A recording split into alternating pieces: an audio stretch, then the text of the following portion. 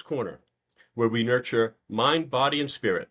I'm your host, Stu, and we're ready to roll. Our first guest is Ernesto Pinder. How are you, Ernesto? Doing great, Stu. How are you? I'm doing well. I'm doing well. Yeah, you're the first guest for a few reasons. Everybody loves you at the gym, I thank you. and you've got such a great community there. But on a personal level, you've made an impact on my life in the last several years. Just the fact I'm able to do this is a credit to you. Oh, I And thank thank you, you. bro. Yep. So let me pull together for a second. Yeah. I'm No, this very is what we thankful. do. Yeah. I'm grateful to have had the impact. Look, I'm simply the vessel. That's all I am. You're the man doing the work. You're the giant that's gone through what you've gone through. And I've shared your story with a number of individuals in you being one of many legends in the bodybuilding world with what you've gone through and the dangers and the pros and the cons and to do what he did here, don't do what he did here. And he'll tell you if he were here with me to tell you what to not do. And talk about your journey and what you've done and you being the model for many of the individuals inside the club. So we're blessed to have you, bro. You're part of that community. Oh, So thank you. thank you. You know, you know how I feel. You know, um, it's funny. I had a meme years ago from the Dalai Lama, and I'll paraphrase it. We are here to help each other, Mm, and if we can't help each other, let's at least not hurt each other, I like that.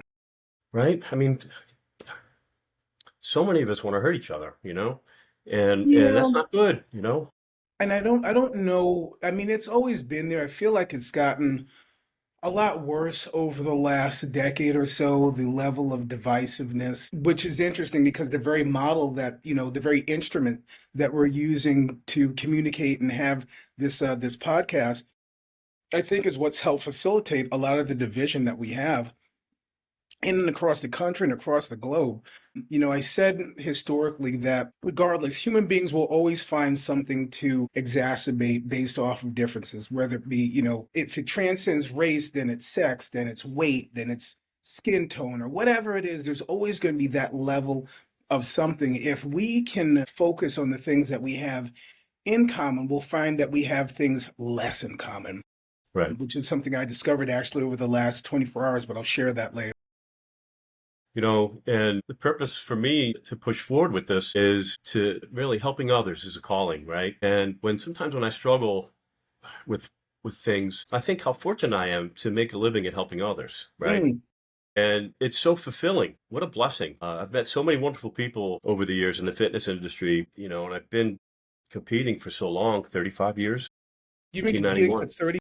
30. The first one when I was a kid, it was 1991. So, I've been around the industry for a long time and I've watched it blossom and grow.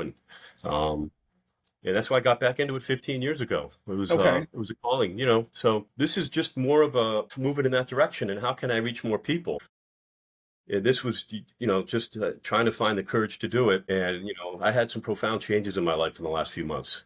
And I put myself on this path, not knowing where it's going to go. Yeah, But I'm happy you're here I'm on the glad to pilot be episode. here. We will have you back. We got to get going here. People don't That's want to just perfect. All listen right, to let's us go. do Let's this. go. Let's do it. All Yes. right. Can you share a bit about your personal journey? How did fitness and spirituality become a central part of your life? Do we have the time? Good grief. Buckle up and let's take a seat. Let me make sure I got this thing plugged in. That's a big question. Thank you for the ask. Well, a little bit about me. I'm now soon to be 53 years young, and my fitness journey started, probably 30 years ago, about 30 years ago, maybe a little before that. I actually, well, let me back up. Post high school, I was like 170 pounds. I decided I was going to change diets. And, when you're 18 at that age, you want to try everything and change everything. So I decided that I was going to go like vegan, I think it was, or vegetarian at the time. Or I was just eating rice, vegetables, and eggs was it. And I was like, oh, I was determined. I was like, in my head, I thought that I needed to lose some weight. And I remember going to work. This is after high school. I was working at a facility that assisted people with developmental disabilities. And I was headed to work, and I think all I had that day was like a Snickers. And I remember waking up on the sidewalk on the steps in front of the facility because I somehow had passed out, just blacked out from that. So post that experience, I decided I really needed to do things a little bit differently and, maybe do some research into eating.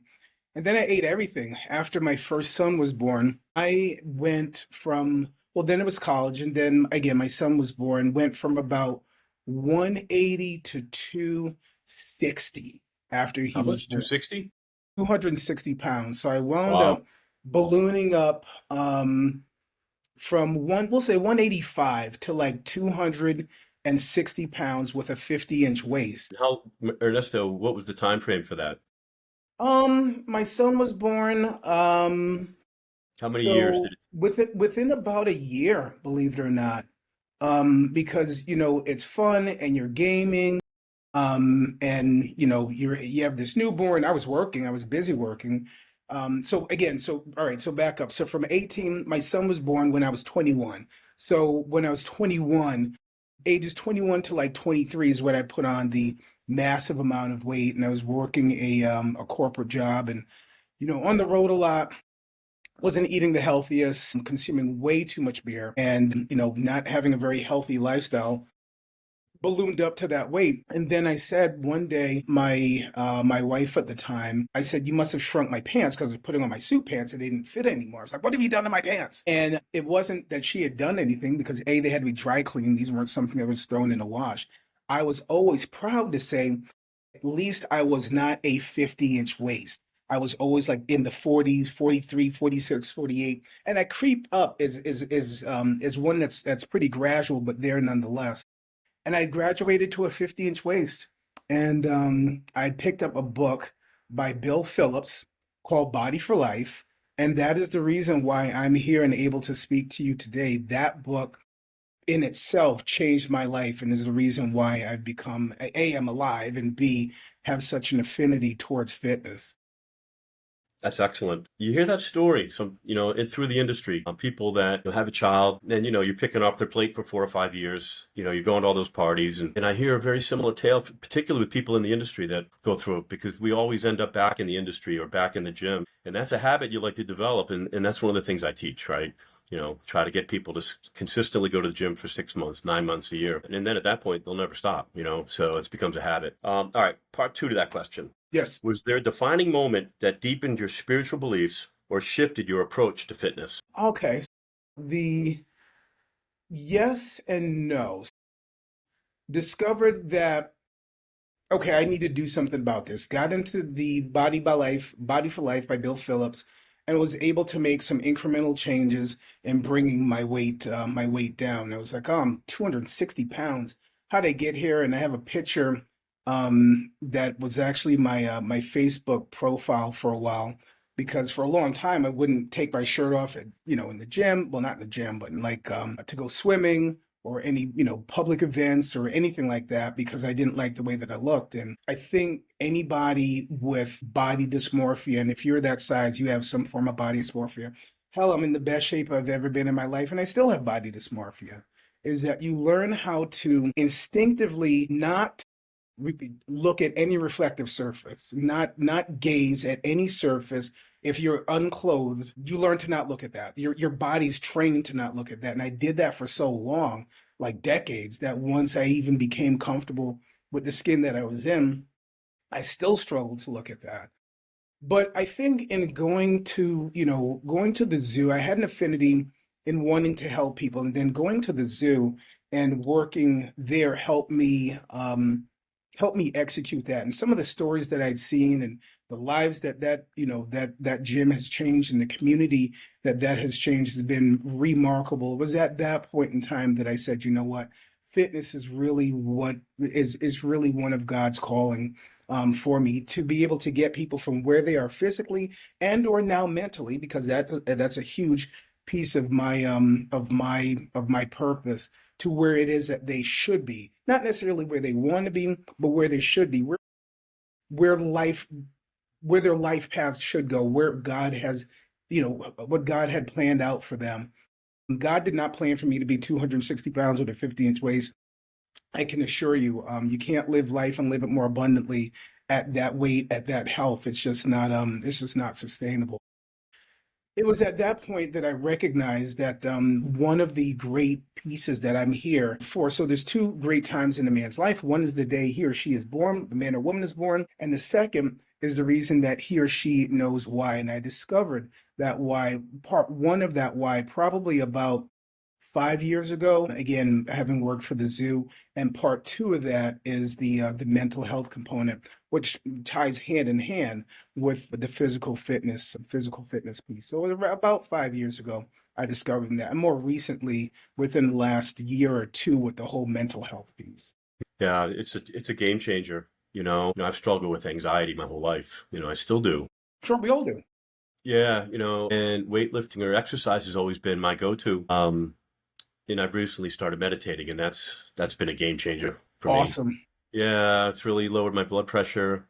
Uh, Really, yeah, yeah. I have less anxiety overall. I'm it's at a much lower amazing. level. Yeah, it's been great. And I feel alive again, It feels Yeah, good. I yeah. feel like I'm getting my old self back, and that's a wonderful thing. And that's attributed to, meditation, exercise, and, I think manifestation to some degree as well, right? 100%. Yeah. All right, here we go. Next Yes, sir. question. Yes. How do you see spirituality and fitness intertwining? And then second part to that, is there a philosophy that guides you? So how do Um, you see spirituality and fitness intertwining? So I guess I see that, there's this concept of feel good, look good, feel good. But I think, again, going back to that scripture, we're designed to live life and live life more abundantly. And we can't do so by over anything, overeating, over drinking, over sleeping, over whatever. I think fitness plays that role in helping us be the best person that we can be, whether it be physical fitness, mental fitness. The byproduct of working out is the body that we have, the thing that everybody sees. The real benefit is the mental health component. There was a poll that was done many years ago, and I cite that they had polled gym goers as to the reasons that they were going to the gym. And these are individuals that are 4, 5, 6 day a week fitness enthusiasts.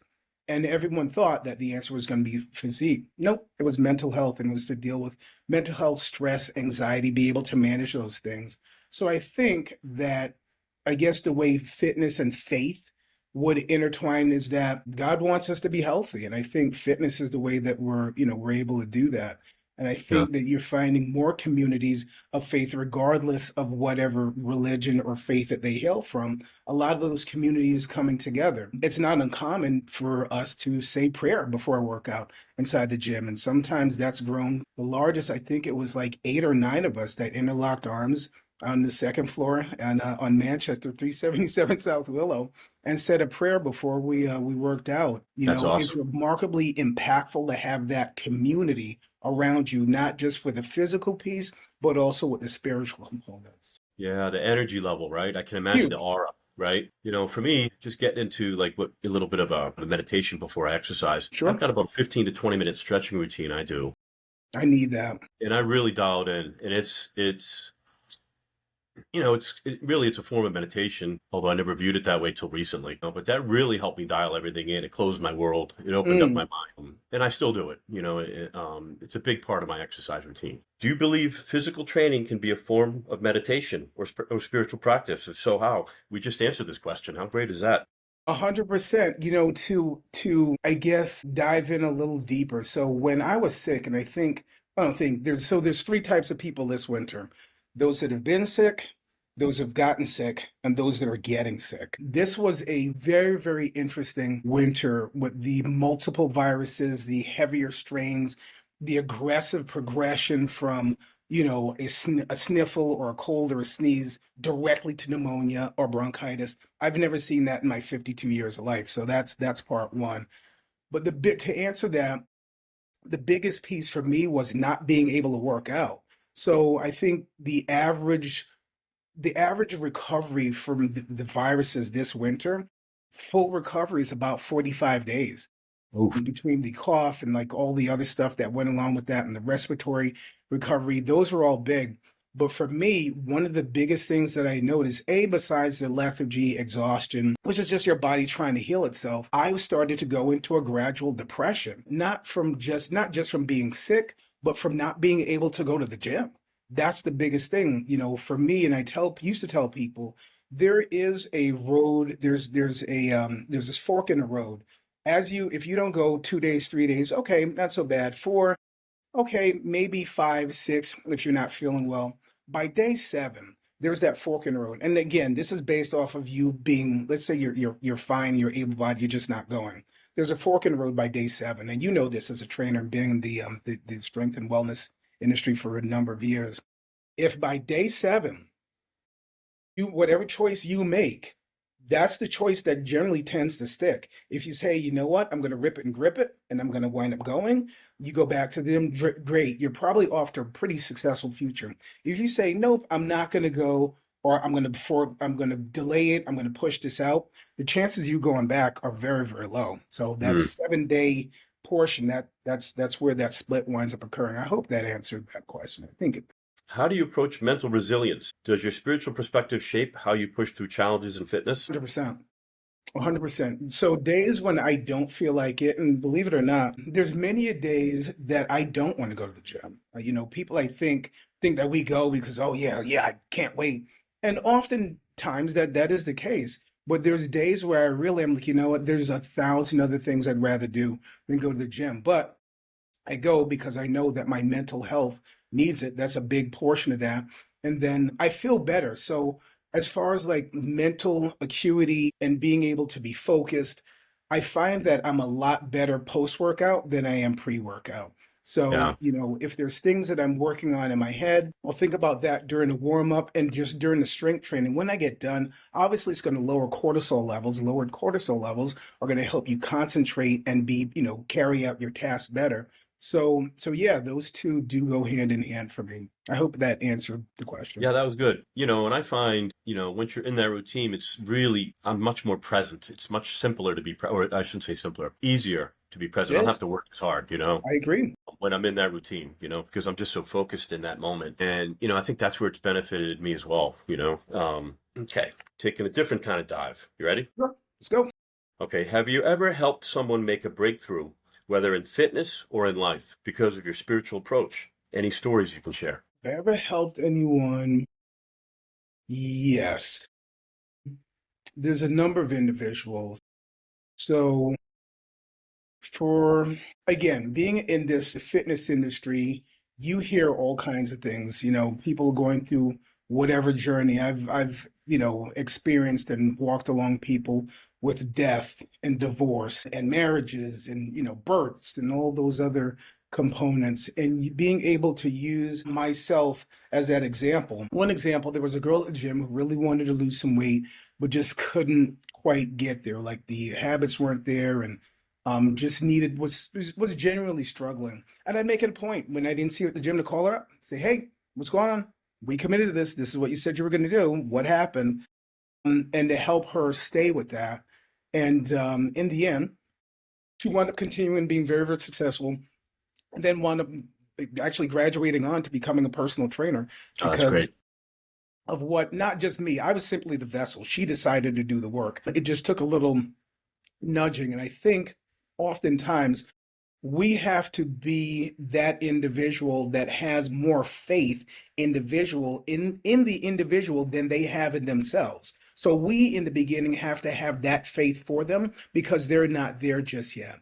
And were it not for that encouragement, were it not for that conversation, who's to know what direction that individual would have gone in? That's a beautiful story.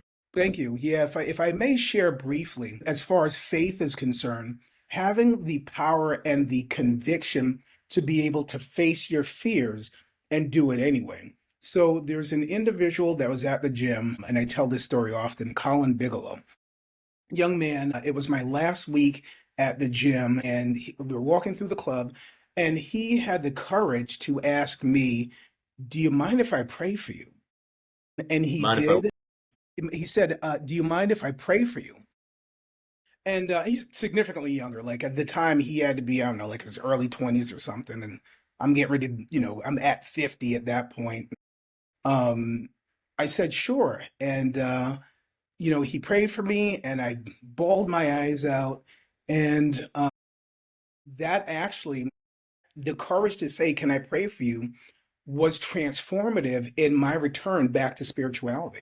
So, had he not had the courage, Stu, to say, hey, I know this is a gutsy moment, this is a random question out of the blue. Do you mind if I pray for you? Then I don't know that the belief that I have and where I'm at today. He's one of the individuals that's remarkably responsible for. What a profound moment, Yeah. Oh yeah. you know? And I love these examples, Ernesto, of how we help each other. Sure. That's humanity, Right. you Right. know? Right. Right. A dear friend said to me one time, you got to think, what does your soul want? You know, and it's love. Love Yeah. is such a beautiful thing, I you know, agree. and how do we spread that? So that's an awesome story. And courage to express said love Right. in the face of fear is what is a big deal these days too. Yeah. You find the strength in those moments for sure. Um, okay. What Yes. advice would you give to someone who feels disconnected from their body or spirit? What advice would I give to someone who feels disconnected from their body or spirit? Well, you're never really disconnected. You're just not communicating well. And I think we know the areas that we need to improve. We know the areas that, I guess finding out the things that you do love and care about, listing those off that are important to you, whether it be, your faith, your friends, your family, kids, grandkids, things that you're passionate about. Find maybe five of those things, start to hone in on those, do some introspection in areas in which you know that you can improve. I believe if there's any kind of disconnection, the disconnection is just you not knowing A, what your purpose is, B, not having any goals, C, not being able to see the forest through the trees. I think we all, as humans, aspire to do something bigger than who we are. There's some level of greatness that we're looking for. If there's a disconnect, it's because we've chosen to disconnect from whatever that path is. I think self-improvement is important on a daily basis. I think what you're taking in on a daily basis is really important. Reading podcasts, motivational reading, really controlling what comes in through the eyes, what comes in through the ears, because that's what's going to directly, impact what your thoughts are. Getting rid of the constantly negative news, getting rid of the news channels, focusing. I'm not saying not be aware, but it's important that we focus on those things that matter. Learn the things that matter. If, for example, you were given the news from a doctor that said, hey, you've got 6 weeks to live or 6 months to live, what things would be of importance today, right now? What would your life look like? How would that change? How would that news change your life? What things would you look to get done within those 6 weeks, 6 months? Where would your priorities be? That's where you would start. Right. That's awesome. Being present too, right? That's Yes. presence right there. Yeah, just turn off, disconnect. And I know people are going to be listening to this or watching this on an electronic device, but take the time to make sure that you're living life. Just go for a walk. Spend, digital minimalism, getting rid of the apps, if you're listening to podcasts, again, I'm not saying motivational or positive podcasts or books or audiobooks, things like that. That is different. I'm talking about the mindless doom scrolling on social media. The world's going to end and this political figure and all this other nonsense. Disconnect, because you're feeding yourself a constant source of negativity, and what you surround yourself with, that's what your life is going to become. So, but that's my soapbox. That was good. Hey, I'm going to circle back, right? Please. Going back to the things that you want to keep out of your life, news or bad. My palate has changed so much since, particularly in the last few years, more so in the last 6 months. Okay. My musical tastes have changed. I don't like to watch, things that are negative as much. It just it contributes to my anxiety, Of course it does. and it's funny, it's everywhere. It really is. It's everywhere. So you almost have to kind of encapsulate yourself from a lot of this stuff. So it's funny that you say that, and it's easy to do so. I talked about digital minimalism earlier, but also going through and doing a digital purge of your social media. Take some time to do. But go through like on YouTube, I've got a ton of people that I just went through and unsubscribed. I don't listen to them. I haven't listened to them in years. Or the stuff that they have were representative of an old me that no longer has those ideologies or thinks that way. Get rid of that stuff. And then you can actually have the algorithm feed you stuff that you actually do want by bringing in those positive influences. Start seeking those out. It'll start recommending those. So purge your social media, purge your YouTubes, your podcasts, your Facebook, Instagram, TikToks of all that negative stuff and start putting in the stuff that you do want. You'd be surprised the difference that that makes. Good. All right. Here we go. Some fun stuff. Go. You ready? Shoot. Okay, there'll be an A and a B. It'll be if you could train or meditate with any historical or spiritual figure, who would it be and why? So let's choose maybe workout and then either a prayer with someone or a meditation with someone. Who you get to choose a different person for each if you'd like. So a spiritual figure is one, and then who's the other one? Just a historical, you know, could be anybody. Anybody that I'd want to. Yeah, let's go with training. Who do you want to train with? Who would it be? Who do you want spotting you? You know what? I think early days Ronnie Coleman. Like early days, like before, like you know what I mean? Like the big Yeah, mega whatever. I'd like to have trained with him from like the early days. When I say early, I mean like post high school, like yeah. Before just the Olympia, he got exactly. Yeah, he had a just beautiful physique. He had such a yeah, the beautiful. mindset, understanding where he went, how he got there, how he thought would be key. That's who I'd want spot and to be able to learn from that. And then spiritual, honestly, I would think, I've thought about a couple different people, but initially I thought about Jesus Christ as being that individual, that spiritual guide. But it just popped into my head, Job. In the book of Job, there was an individual that was tried. The devil said to God, you have this faithful guy Job, but I bet you if I wrecked his life, he would turn on you and curse you. And God was like, yeah, do your worst, but I guarantee you that he won't curse me.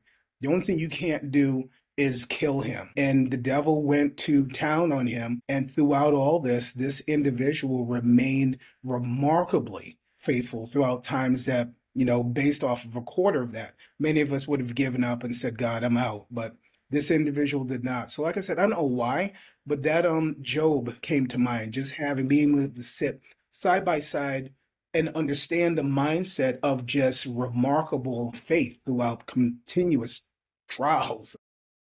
Cool. If I got to choose two, Hmm. it would be Arnold Schwarzenegger to train with. Sure. Absolutely. Yeah. I grew up with him, right? We grew up with Sure. him. Oh yeah. The beast. The Our goat. generation. Sure. Yeah, yeah. I must have read his book. I think it was called The Education of a Bodybuilder. I want to say I got something, the Encyclopedia of Bodybuilding. Oh, so it was Arnold. But he had Yeah. it was like an autobiography. Yep. You Yep. know, I must have read it 10 times, Of course it did. Oh yeah. Yeah, Oh yeah. and back then there's no social media. It's all muscle magazines, and that was kind of my genesis for everything. I started back then. It was probably around 12 or 13 when I started lifting weights back then. No So kidding. yeah, yeah. My brother got a weight set, and he was much older than me, and I just kind of shadowed him for a while. So I, owe- I I think I owe it all to him, really. how old are you now still? I'm 57. No kidding. You have like one of the best physiques in the gym. That is What? remarkable. Hold on, could you say that again, please? Say that again, please. Yeah, you have one of the most remarkable physiques in the gym. And when people describe you, they're like that big dude, the one with the with the hoodie on that's covered up. I'm like, that dude is a monster. Listen, thank you, but don't tell them I'm really more like Fat Thor, So Let's keep it our ridiculous. secret, you know? But a lot of people look at you and they think that you're not approachable because you're always quiet, you're always zoned in, you got your headphones on. And I have the conversation like that dude is the most approachable human being inside this club. He's dialed in, he's zoned in when he's here, but trust me, that's somebody that you'll have a conversation with. I keep it secret because if not, our club, bro, you'll never get any work done. You know what I Yeah, mean? it is what it is. And that has its own little charm too for me.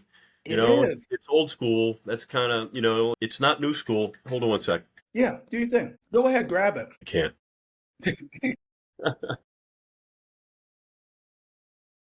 Community, the gym, and what we see there, the thing of ours. All right. Yes. So, are there any fitness trends you love or wish would go away? I think the constant yo-yo dieting, this diet fad that's coming out.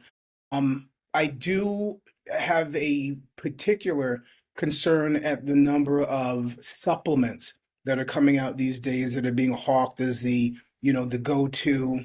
I'm particularly, what particular concern is the the new the GLP-1s or whatever it is that's out there, the Ozempic, that stuff, the semaglutides. I do have some concern about that being the panacea when it comes to weight loss, health, wellness, fitness, because people aren't necessarily doing the work. Like, I was 260, 50-inch waist. I'm down to 190, 34, 36-inch waist. So, I had to put in the work. Did it suck? Yeah, it sucked to suck, but, the work was done. There's a woman in the gym that I encourage you to interview who lost 300 pounds on her own. No drugs, no surgery, no nothing. So it can be done. The things that I wish would go away is you really need to do the work. I get it. If people have to use tools like surgery or medication or whatever to help them get that jump start, that's fine. But also then embrace and envelop the practice, the lifestyle practice of changing your diet and your routine and exercising. I think too many people are just taking these drugs and continuing the awful eating habits and lifestyle habits that they have, and at the end, that's going to be a whirlwind of disaster come down. Yeah, I would agree with that 100%. Um, um, you know, it is a commitment. And like I said earlier, if you can commit to 6 months, 9 months, you'll never quit. I And agree, if you're going to be in the gym, it's just through osmosis that you're going to pay attention to your nutrition too, 100%. to varying degrees, because the Lord knows I struggle with it too. Struggled with it But last night. it's always trying to get back to center, right? Right. And as long as you're always trying to get back to center, you're going to keep yourself in a pretty good place. And And I it's that believe it. simple, All right. Final. Outside of fitness and spirituality, what brings you the most joy or fulfillment in life right now? Honestly, so it's this quest. There's a couple things. When I guess outside of work, because I'm passionate about small business and what I do with my business, working with a Verizon wireless, no, Verizon authorized retailer, helps me help small business and with costs. And I'm not going to turn this into a sales pitch because that's not what it is. But the ability to help small business stay in business is one of the things that I'm really, really happy about. Barbershops and bodegas are oftentimes the places that get missed. Nobody really thinks about them, but this is the heartbeat indeed of small business. Mental health is really my big focus 2025. Really, I've got this grandiose plan to be able to push mental health in New Hampshire, making it the forefront and ensuring that it gets the attention that it needs and deserves. I sit on the board for an organization called On the Road to Wellness. Great organization, peer support is a concept, and I'll get you the information about being able to Yeah, share we'll get that, and visuals. we'll get that on the scroll at the end Yeah, when we edit it. if you could. Absolutely. So that's a really, really big deal. Well, the next one is going to be NAMI, New Hampshire, looking to do some stuff with them. And then even at the state level, mental health is part of health. And it's getting the attention that it needs, especially post 2020. It just needs the resources. We can heal and make better this great state of ours and this great nation of ours if we first took the time to address our mental health needs. And my goal is to be that catalyst in the state of New Hampshire, starting with Greater Manchester and branching outward from there.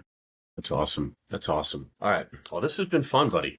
This has been an absolute blast. I can't believe that it's gone so quick. Like it's almost 40 minutes and it's done. Yeah, this is nice. And we're going to look back on this someday, and we'll be talking about this, and we'll get you back on here, and we'll check in on our growth and hopefully continue to build a community. So tell us where people can reach you. You have an So, email you thank want to you. give people if they want to reach out to you and ask you questions, or you can lend a hand? Sure, absolutely. So my social media is Ask Ernesto, and I believe TikTok is Ask hyphen Ernesto. I can reach at 603 But yeah, my social media handles are Ask Ernesto. I'm typically posting about, trends inside the techno space as far as like cell phones and things like that. But I oftentimes talk about health and wellness, and it's not uncommon to find something relative to mental health and mental wellness overall, and physical health and physical wellness. So Ernesto Pinder, 603 Awesome. Okay. For everyone watching and listening, if you got something from this conversation, don't just keep it to yourself. Share it with someone that needs to hear it. That And of is course, perfect. subscribe and like. We don't want you to miss future episodes. But more than that, this is a community, a space to laugh, grow, and support each other. Don't be a stranger. All right. I've got to get better at reading this at the end, huh? This will be That's good. all right. I think this is perfect. I love it. I love it. This is awesome. All right. Happy episode number one, This is Stuudio. this is like the pilot. Like pilots are usually pretty bad. We're This is setting the bar. great. Listen, we're setting the bar low, and it's only up from here, brother. I This love is you, an buddy. awesome Hey, listen, pilot. Love everybody you, man. watching, hit like, subscribe, share it with your friends, comment. We're building a community here, and it's going to be a wild ride and a lot of fun. Love Talk you, to you buddy. soon. Love you, bro.